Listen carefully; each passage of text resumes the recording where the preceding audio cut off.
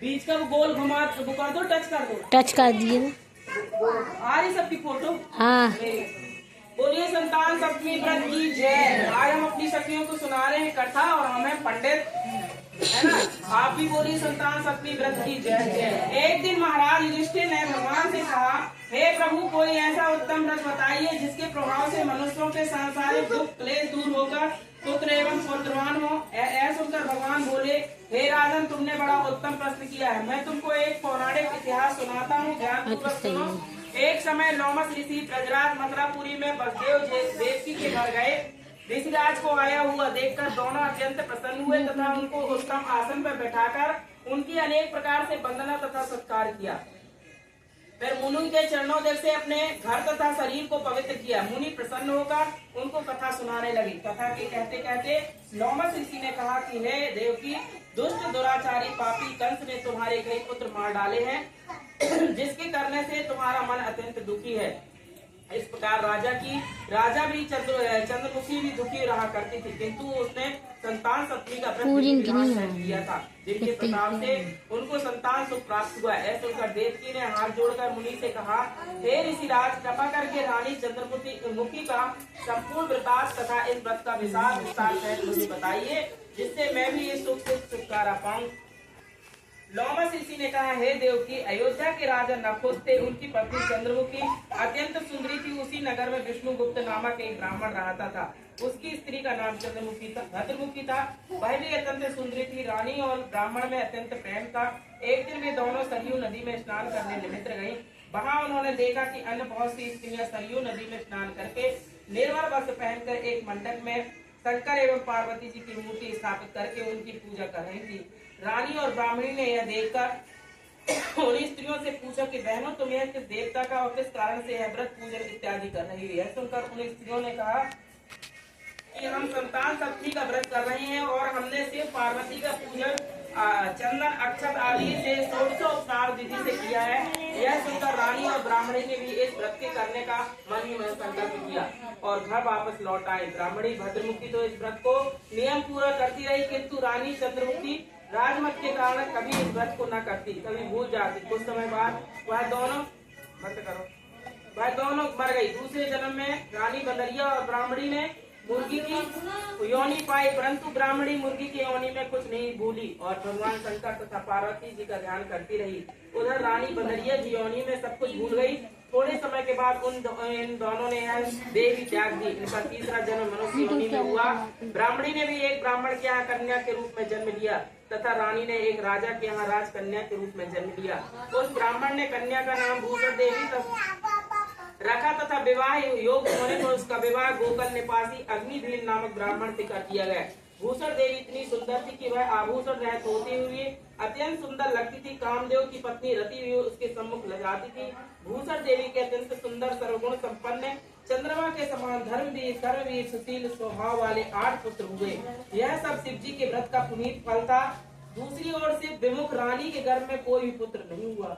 वह निसंतान दुखी रहने लगी। रानी और ब्राह्मणी में जो प्रीत पहले जन्म में थी वह अब भी बनी रही। रानी जब वृद्धावस्था को प्राप्त होने लगी तब उसके एक गूंगा बहरा तथा बुद्धिहीन अल्पायु वाला एक पुत्र हुआ। वह 9 वर्ष की आयु में इस क्षणभंगुर संसार को छोड़कर चला गया। अब तो रानी पुत्र शोक में अत्यंत दुखी हो गई, व्याकुल रहने लगी। देवगुण से भूषण देवी ब्राह्मणी रानी के यहाँ अपने सब पुत्रों को लेकर पहुंची। रानी का हाल सुनकर उसे भी बहुत दुख हुआ, किंतु उसमें किसी भी तरह का बस कर्म और क्या प्रारब्ध के लिपि को स्वयं ब्रह्मा भी नहीं बैठ सकते। रानी कर्मचित थी, इसी कारण उसे यह दुख देखना पड़ा।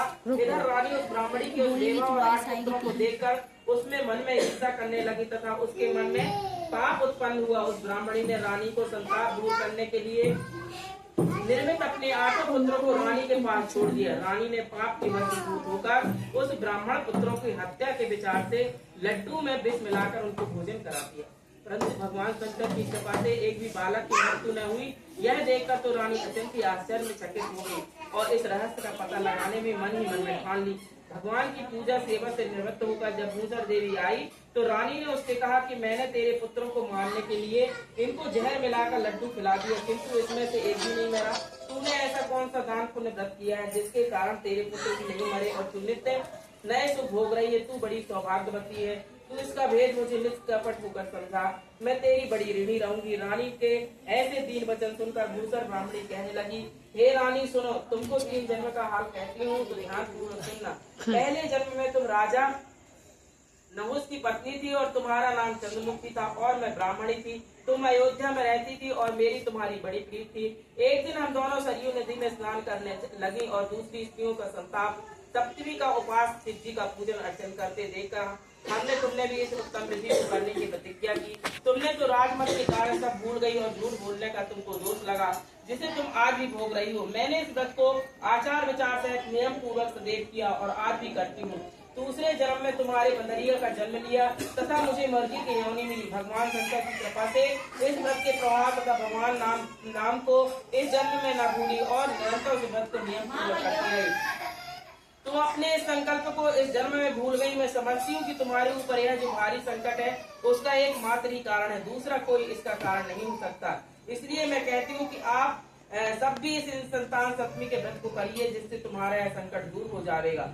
लोमस ऋषि ने कहा, हे भूषण देवी, ब्राह्मण के मुख से अपने पूर्व जन्म की कथा तथा व्रत संकल्प इत्यादि सुनकर रानी को पुरानी बातें याद आ गई और पश्चाताप करने लगी तथा रानी भूषण ब्राह्मणी के चरणों में पड़कर क्षमा याचना करने लगी और भगवान शंकर पार्वती की अपार महिमा के गीत गाने लगी। उस दिन से रानी ने नियमानुसार संतान सप्तमी का व्रत किया, जिसके प्रभाव से रानी को संतान सुख भी मिला तथा संपूर्ण सुख भोगकर रानी शिवलोक को चली गई। भगवान शंकर के व्रत का ऐसा प्रभाव है कि इस भ्रष्ट मनुष्य भी अपने पद पर अग्रसर हो जाता है और अंत में ईश्वर भोग कर मुक्ति पाता है।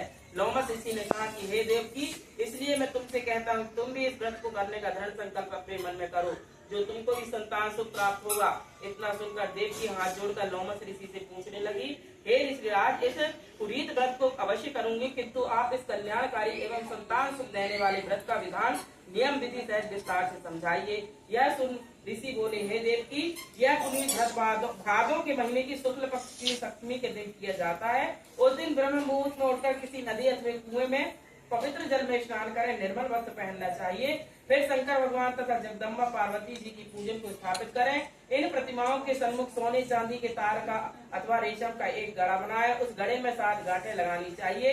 इस गड़े की धूप दीप अष्टगंध से पूजा करके अपने हाथ में बांधे और भगवान शंकर से अपनी कामना सफल होने की शुद्ध भाव से प्रार्थना करें। तदनंतर 7 पुआ बनाकर भगवान को भोग लगावे और साथ ही पुआ एवं यथाशक्ति सोने अथवा चांदी की एक अंगूठी बनाकर इन सबको एक तांबे के पात्र में रखकर और उनका 1604 विधि से पूजन करके किसी सदाचारी धर्मिष्ठ सत्य स्थान ब्राह्मण को दान में देवे। इसके बाद 7 ही पुआ स्वयं प्रसाद के रूप में प्रसाद ग्रहण करें। इस बार व्रत का पालन करना चाहिए। प्रति मास की शुक्ल पक्ष की सप्तमी के दिन हे देवती, यदि इस व्रत को इस प्रकार नियम पूर्वक करने से समस्त पाप नष्ट होते हैं और भाग्यशाली संतान उत्पन्न होती है तथा अंत में शिवलोक की प्राप्ति होती है।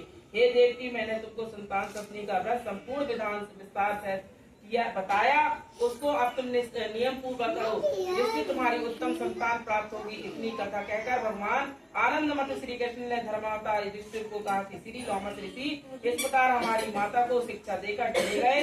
ऋषि के अनुसार तथा हमारी माता देवकी ने इस व्रत को नियमानुसार किया, जिसके प्रभाव से हम उत्पन्न हुए।